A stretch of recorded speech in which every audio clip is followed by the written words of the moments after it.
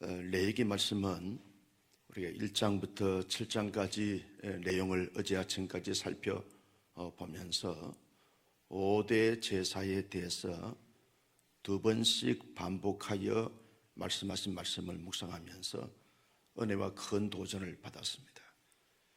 특별히 번제와 하목제, 속죄제와 속건제, 소제 5대 제사를 우리가 잘 살피면서 하나님 앞에 어떻게 예배 생활을 잘 할 수 있을 것인가, 예배자로서 살아갈 때 어떻게 실제의 삶에서 살아갈 것인가 하는 적용 교훈을 받으면서 우리가 말씀을 묵상하여 은혜를 받았습니다. 이제 레위기 8장부터 10장까지는 그런 5대 제사를 집례할 수 있는 제사장들을 세워서 그 제사장들이 실제로 제사 직무를 잘 감당하도록 하는 것에 대한 말씀을 말씀하고 있는 것을 보게 될 것입니다. 특별히 제사장을 세우게 되었으면 제사장을 임직을 해야 합니다. 우리 교회도 임직식을 앞두고 이제 있는데 임직식을 해야만 하나님 앞에서 또 공동체 전체 앞에서 제사장 직무를 감당할 수 있기 때문에 임직식을 가지게 되어지는 것입니다. 특별히 하나님께서 이 모세에게 말씀한 그 말씀을 따라서 모세는 제사장들을 세우는 것을 보게 되었습니다. 레위 지파의 사람인 아론과 아론의 아들들에게만 제사장으로서 임직을 하게 되어지는 것을 보게 되었습니다. 모세는 하나님의 말씀 그대로 준행을 했고 하나님께서 특별히 택하여 준 레위 지파의 후손인 아론과 그의 아들들에게 제사장으로 임직을 하게 되어지는 것을 봅니다. 임직의 절차를 보게 되었으면 가장 먼저 제사장으로 임직받을 사람에게 몸을 깨끗하게 씻을 것을 말씀을 합니다. 정결한 몸이 되어야 되고 성결한 몸이 되어야 되고 거룩한 몸이 되어야 되기 때문에 몸을 가장 먼저 이렇게 씻게 합니다. 그러면서 제사장으로서 속옷부터 겉옷까지 제사장이 특별히 입어야 될 특별한 옷을 입게 되었습니다. 하나님께서 말씀하신 그 말씀 그대로 옷을 지어서 속옷부터 겉옷까지 옷을 입히고 그리고 하나님께서 달라고 하신 그 장식들을 달게 합니다. 이는 하나님께서 특별히 일반 사람들과 다른 어떤 구별됨과 성별됨과 거룩성을 의미하고 옷을 갈아입게 하고 그리고 장식을 달게 합니다.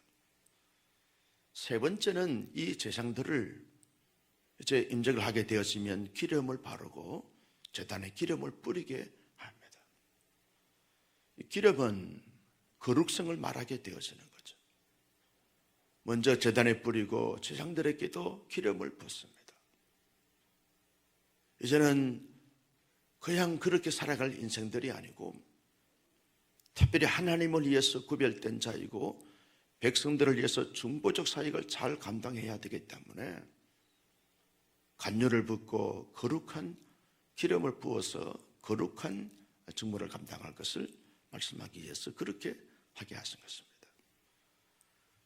그리고 제사장들을 위해서 3대 제사를 드립니다. 특별히 제사장을 위하여 속죄제를 드리겠다는 거죠. 여러분, 속죄제는 우리가 살펴본 것처럼 죄를 속함 받기 위해서 드리는 제사입니다. 먼저 제사장이라 할지라도 인간이라는 거죠.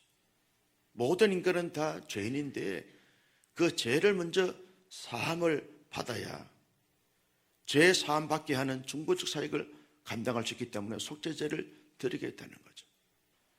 특별히 속죄제를 드리는 것은 이 백성들의 모든 죄를 사함 받게 하는 제사를 앞장서 직무를 감당해야 되기 때문에 속죄제를 드리게 하는 것입니다. 두 번째 제사는 번제입니다. 이 번제는 늘상 드리는 제사인데 특별히 제사장이 번제를 드린 것은 하나님의 거룩한 이 중보적 사역에 온전히 헌신하는 헌신자가 되어져야 한다라고 하는 차원에서 번제를 드리게 합니다.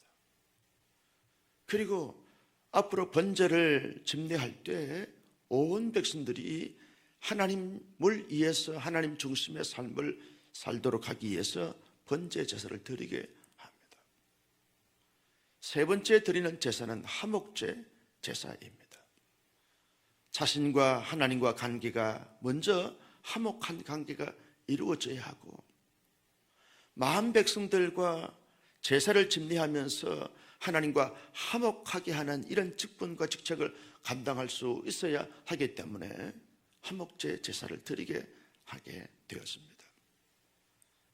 제사장의 이런 이임식을 마치고 나면 최초의 제사장으로서 아론과 그리고 그의 아들들이 거룩하고 선량한 제사의 직무를 감당할 수 있도록 그렇게 하게 하셨던 것을 볼 수 있습니다. 여러분, 제사장을 세우게 하시고 또 그들의 직무를 감당하기 위해서 이 임식을 가지는 이런 절차를 보면서 무엇을 느끼십니까? 먼저는 우리 모두가 베드로 사도가 말한 것처럼 왕같은 제사장으로서 어떤 직무를 맡았습니다. 그 직무를 맡았는데 그 직무를 어떻게 감당해야 하는가 하는 차원에서 이 말씀이 우리에게 도전하고 있다는 것입니다. 여러분, 예수님께서도 공생의 사역을 시작할 때 요단강에서 세례를 받습니다. 예수님이 요단강에서 세례를 받으신 것은 이제 왕으로서 제사장으로서 선지자로서 공적인 사역이 시작되어진다라고 하는 차원이죠. 예수님이 이런 3대 사역을 감당하기 위해서 이임식을 하는 것처럼 세례를 받게 되었습니다. 세례를 받을 때 이제 물에 잠겼다가 나올 때에 하늘이 열립니다. 하늘에서 음성이 들립니다. 이는 내 사랑하는 아들이요 내 기뻐하는 자라. 하나님께서 하늘에서 하나님의 소리가 들립니다. 이는 내 사랑하는 아들이요 내 기뻐하는 자라 라고 그렇게 말씀하신 것은 예수님이 왕으로서 제사장으로서 그리고 선지자로서 본격적인 사역을 시작하게 된다는 거예요. 그러면서 하늘이 열리면서 비둘기 같은 성령이 예수님 위에 임하게 되었습니다. 거룩한 하나님의 아들로서 하나님의 그 중보적 사역자로서 이제는 온 세상의 구원자로 온 세상의 대속자로 사역을 공개적으로 시작한다 하는 이런 차원에서 예수님이 요단강에서 이임식을 갖게 되어지는 것입니다. 우리는 그 예수 그리스도를 믿음으로 말미암아 왕같은 제사장이 되었습니다. 이렇게 저와 여러분들이 예수님을 믿음을 통해서 왕같은 제사장이 된 줄로 믿습니다. 왕같은 제사장이 될 것이 아닙니다. 믿음을 통해서 왕같은 제사장이 되었습니다. 왕같은 제사장으로서 이제 왕같은 제사장의 사역을 감당해야 하는데 사역을 감당할 때 특별히 우리가 가져야 될 중요한 마음의 자세와 삶의 태도가 있어야 한다는 거죠. 그 마음의 자세와 삶의 태도가 무엇이어야 합니까?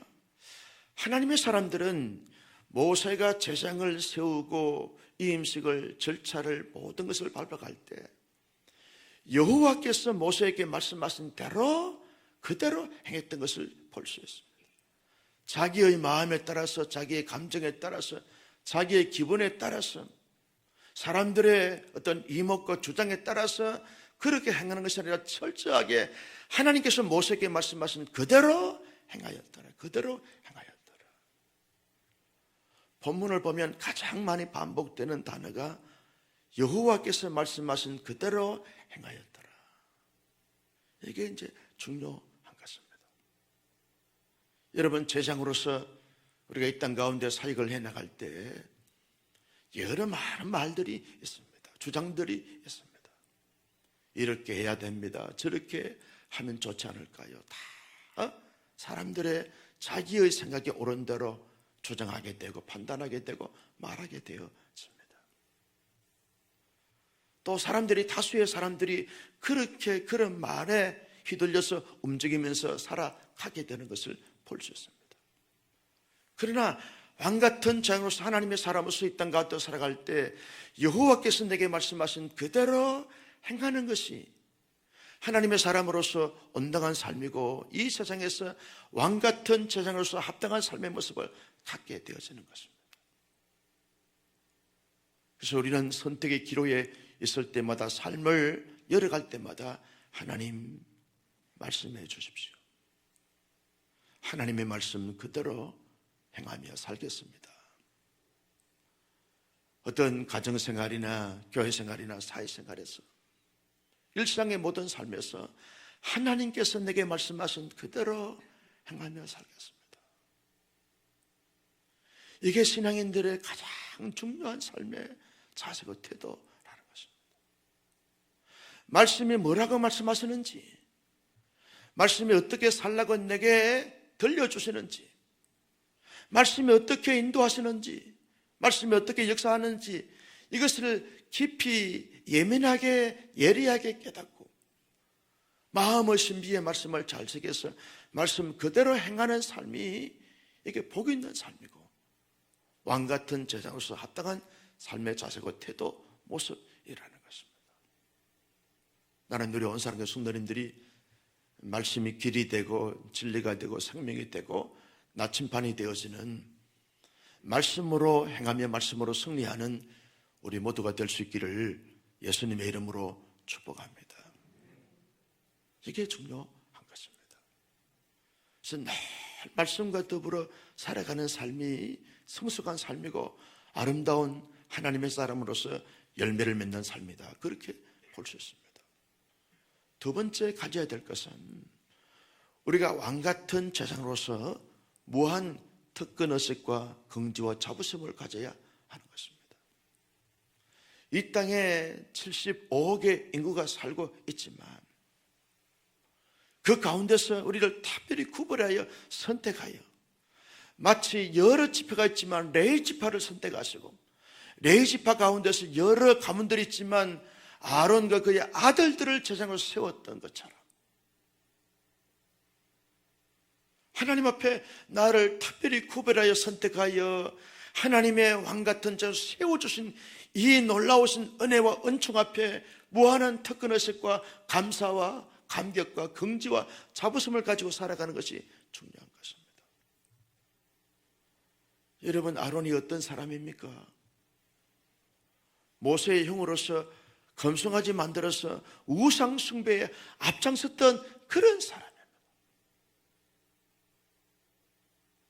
다른 사람은 다 제사장으로 세워야 되지만 아론을 제사장으로 세우면 안 될 사람입니다. 왜? 모세에 대하여 반항하여 하나님을 경외하지 못하고 우상을 숭배했던 사람입니다. 인간적으로 사회적으로 보면 이 적폐의 대상입니다. 그런데도 불구하고 하나님께서 레위 지파를 구별하여 정하시고 그 가운데 아론 그의 아들들을 제사장으로 세워주셨습니다. 아론이 의로워서 거룩해서 신령해서 정직해서 아닙니다. 하나님의 특별하신 은혜가 있었습니다.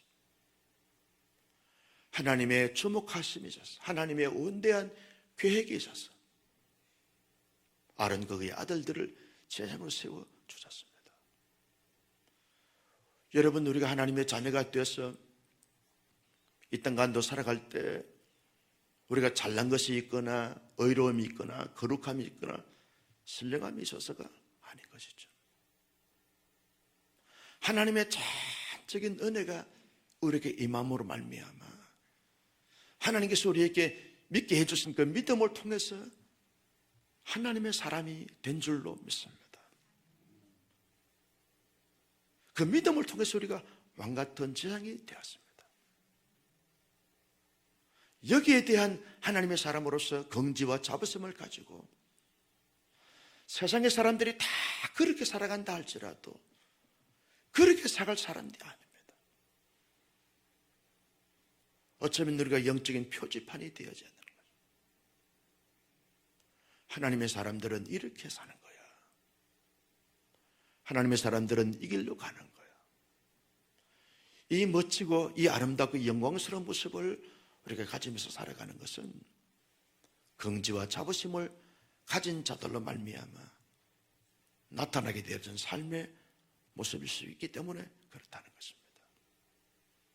아무리 세상 가운데 우리가 이런저런 일을 당하고 이런저런 아픔과 문제에 부닥친다 할지라도 하나님께서 특별히 나를 구별하여 선택하여 왕같은 제를 삼아주신 이 놀라우신 은혜와 은총 앞에 긍지와 자부심을 가지고 당당하게 희망차게 야심차게 거침없이 살아가는 우리 모두가 될 수 있기를 주님의 이름으로 축복합니다. 세 번째, 제사장이 임직식을 통해서 우리에게 말씀하신 말씀이 뭡니까? 하나님의 사람들은 언제나 거룩함과 신령함을 가지고 살아가야 한다는 거죠. 왜 몸을 정결케 합니까? 왜 정하신 옷을 입힙니까? 왜 기름을 붓습니까? 왜 제사를 드립니까? 하나의 단어 때문에 그렇습니다. 거룩함과 성결성 때문에 그렇습니다. 하나님의 사람들이 이 땅 가운데 살면서 늘 하나님의 거룩성을 늘 마음속에 새기면서 실제의 삶에서 하나님의 사람으로서 그 거룩성을 드러내며 살아가는 삶이 되어져야 한다는 거죠. 우리 마음 안에 늘 하나님의 거룩성을 늘 가져야 하는 거죠. 여러분 안에 성령님이 계시면 이 사실을 믿으시면 아멘. 내 안에 거룩하신 성령님이 계십니다. 여러분, 우리 마음 안에는 두 가지 서역이 항상 공존하면서 시속 게임을 합니다. 육체의 서역과 성령의 서역이 우리 마음 안에 있습니다. 늘 시속 게임을 하는 것입니다. 육체의 서역을 추구하게 되어지면 성령의 서역이 자꾸 이렇게 침체되어집니다.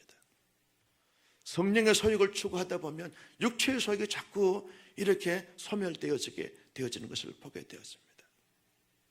내 안에 계신 성령님은 언제나 하나님의 거룩성을 추구하고 묵상하고 이것을 따라 살려가려고 할 때 거룩한 이 성령의 서역이 춤을 추고 노래를 부릅니다. 거기에서 자유함이 있습니다. 기쁨이 있습니다. 평강이 있습니다. 행복이 넘치게 되어지는 것을 보게 되어지는 것입니다. 늘 여유가 있습니다. 태연합니다. 평안합니다. 행복합니다. 성령의 소유가 충만하게 되었으면 늘 주의 성령께서 모든 것을 주장하고 모든 것을 맡기면서 모든 것을 진행하기 때문에 마음의 자유와 평강이 있습니다. 아무리 위험스럽고 각박하고 힘든 시대 가운데 산다 할지라도 내 안에 성령의 소유가 충만하게 되어지면 늘 감사하고 늘 기뻐하고 늘 행복해야 합니다. 요즘 잘 되는 것이 있습니까? 요즘 행복한 것이 그렇게 많습니까? 라고 사람들이 물을 정도로 마음 안에 평강과 자유와 기쁨이 행복이 넘치게 되는 것을 보게 됩니다. 여러분, 성령의 소유를 추구하는 사람들은 우리의 입에서 나오는 말도 거룩함과 의로운 말과 사람을 살리는 말을 하게 되어지는 거죠. 시기와 질투와 비방과 비판을 하지 않고 언제나 사람을 이루하고 격려하고 축복하고 사람을 살리는 이런 말을 하게 되어지는 거죠. 이게 거룩한 말은 사람들이 다 비판하고 난도질을 한다 할지라도 정죄하고 심판한다 할지라도 우리는 하나님의 사람으로서 언제나 사람을 이루합니다. 사람을 품습니다. 사람을 축복합니다. 사람을 살려냅니다. 나는 우리가 일상에 말을 할 때도 언제나 가정 안에서나 교회 안에서나 사회 공동체에서 언제나 이루하고 격려하고 축복하고 살리는 이런 놀라운 이 말의 권세를 가지는, 말의 거룩성이 있는 우리 모두가 되시기를 주님의 이름으로 축복합니다. 이번에 근호 목사님하고 교제하면서 참 귀한 분인 것을 깨닫고 얼마나 감사했는지 몰라요. 대학 다닐 때는 새카만 후배가 돼서 말도 걸어올 수 없죠. 그런데 영적이나 인격적이나 인품적이나 보니까 한국 교회를 리드할 수 있는 모든 것을 다 가졌다.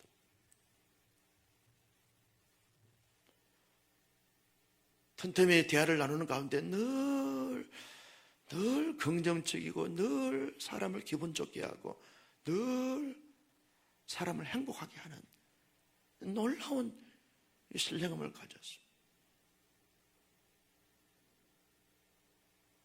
정말 멋지구나. 인물만 멋진 것이 아니고 웃음소리만 멋진 것이 아니고, 이야, 인격과 성품과 내면과 외면이 멋진 사람이구나.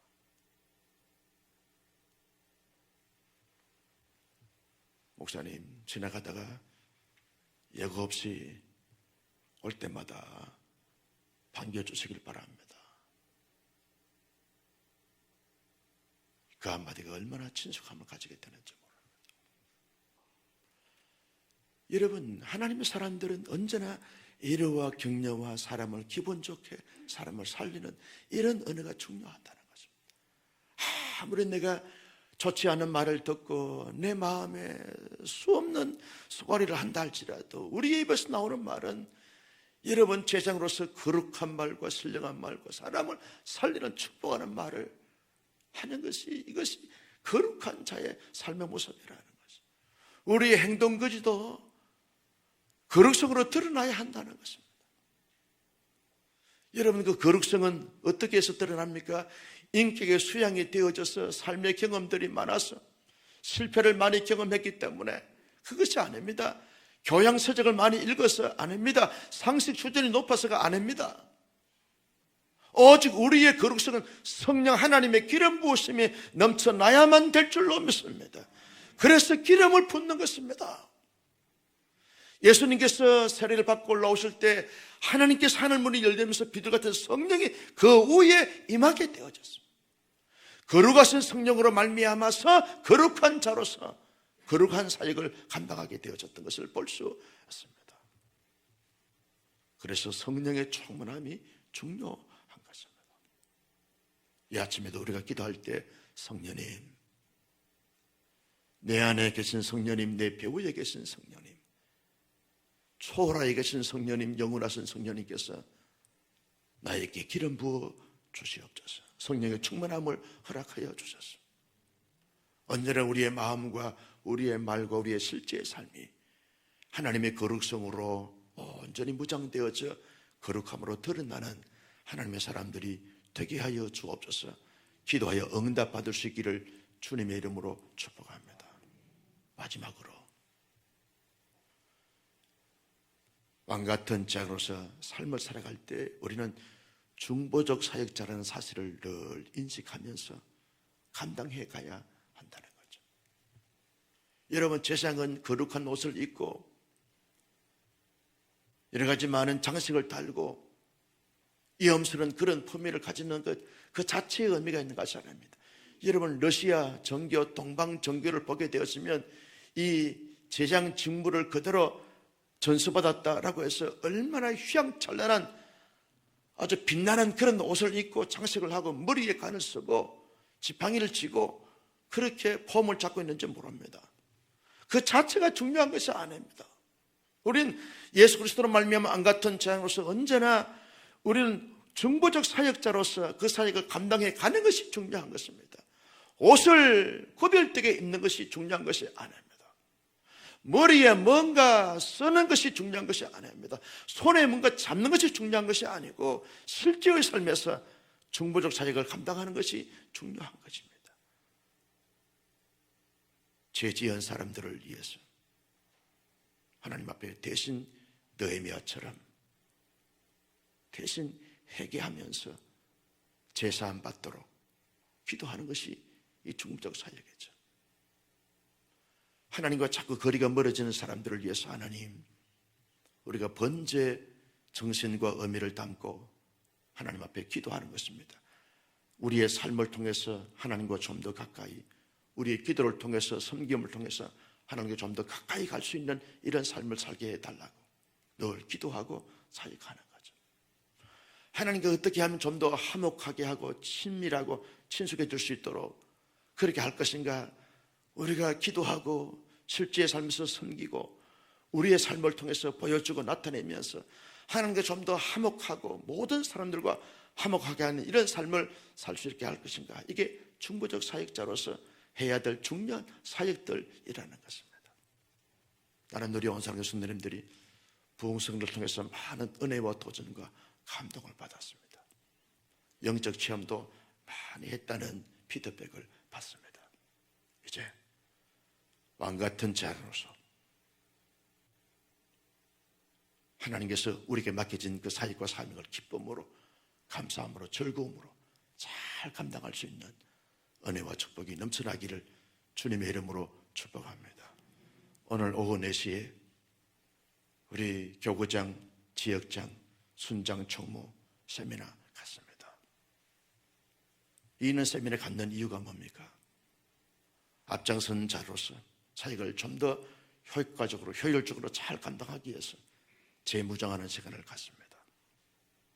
연락도 하시고 동료도 하시고 함께 자리를 잘 이렇게 골고루 잘 배치해서 함께 중요한 세미나가 되어지고 영적 재무장 시간을 가지게 함으로 말미암아 우리 교회가 개인적으로 다락방별로 또 대그룹 교회 공동체가 한층 더 성숙해가는 이런 놀라운 역사를 경험하는 은혜가 있기를 예수님의 이름으로 축복합니다.